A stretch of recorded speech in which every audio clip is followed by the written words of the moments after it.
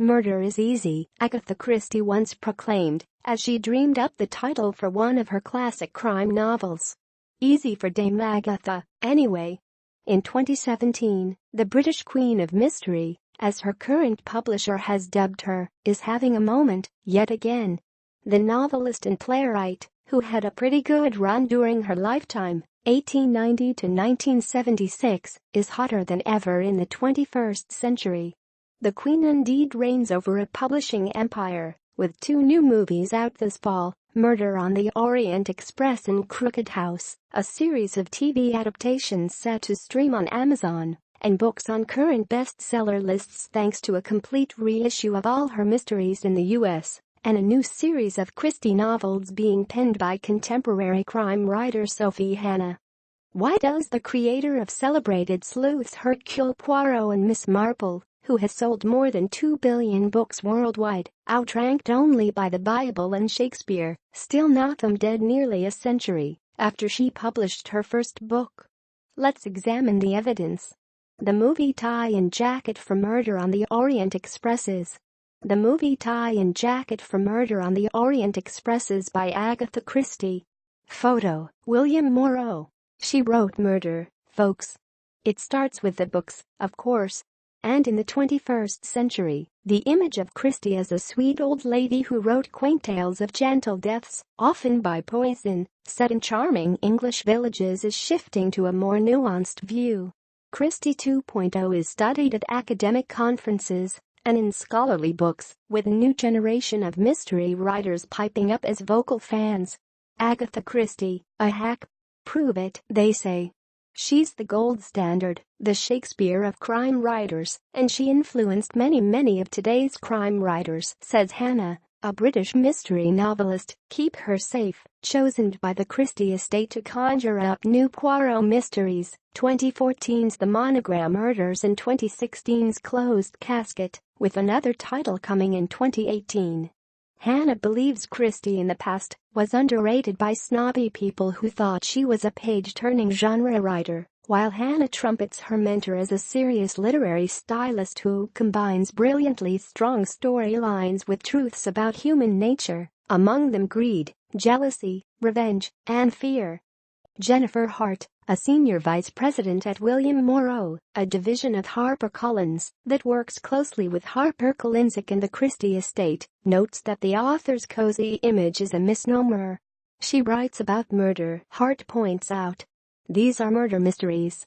In an era when psychological thrillers fly off bookshelves, think of all those deliciously grim girl books by the likes of Gillian Flynn and her peers. Today's readers are discovering that Christie started the form way back when, Hart says.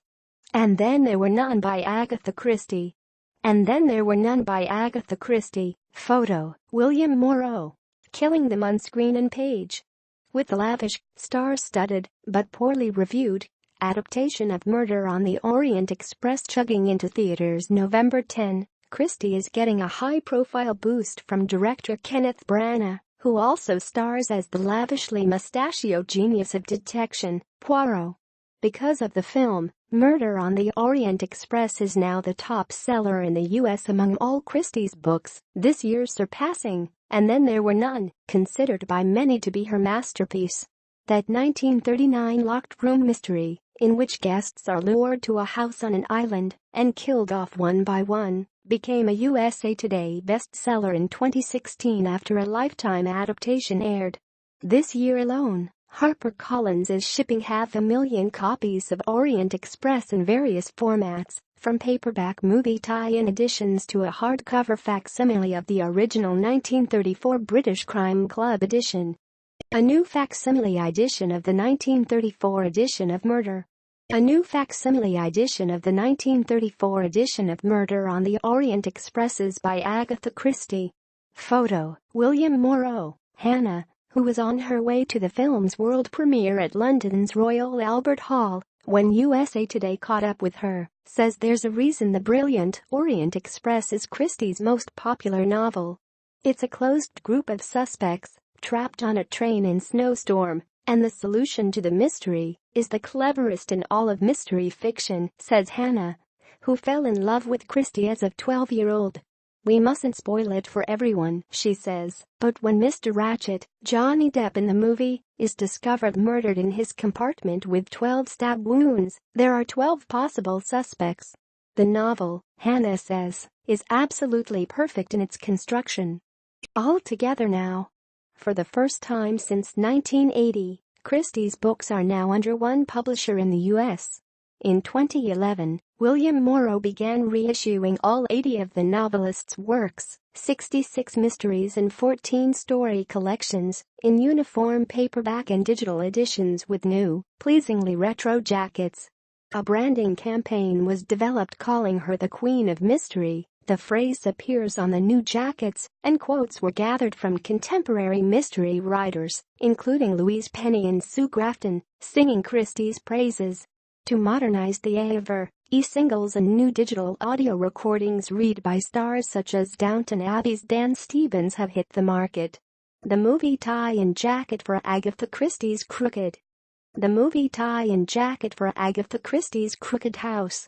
Photo, William Morrow. Since 2013, 11 Christie titles, including Murder on the Orient Express and Hannah's The Monogram Murders, have made USA Today's best-selling books list. Some of the books indulge in ethnic stereotypes, but her publisher has not tinkered with Christie's works. "I think they're of their time," Hart says. "All the ongoing film and TV adaptations are having a symbiotic effect on book sales. Christie has always been popular on screen. There have been many Poirots and Marples over the years, but in an era in which content is king, her works are suddenly fresh catnip." Crooked House, a standalone Christie novel about a wealthy family in which the aged patriarch is knocked off, is now a film starring Mad Men's Christina Hendricks as the much younger widow and prime suspect. It's available on demand and via streaming starting November 21 and in movie theaters on December 22. Agatha Christie, The Monogram Murders by Sophie Hannah.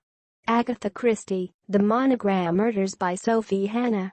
Photo, William Morrow. And earlier this year, Amazon scored U.S. rights to multiple dramas based on Christie's works. She done it, what a dame. The new adaptations are bringing new readers into the Christie fold. Between the movies and TV, so much is happening, says Hart. Americans who are Anglophiles, you know who you are, masterpiece fans, are ripe for the picking, Hart notes, and Hannah's original Poirot novels are opening eyes too. "I hear from readers who say, I read your Poirot novels and loved them, and I thought now I'll try Christie's Poirot novels," says Hannah. "Of course I do think, how the hell do you get to age 40 never having read Agatha Christie? It's a mystery."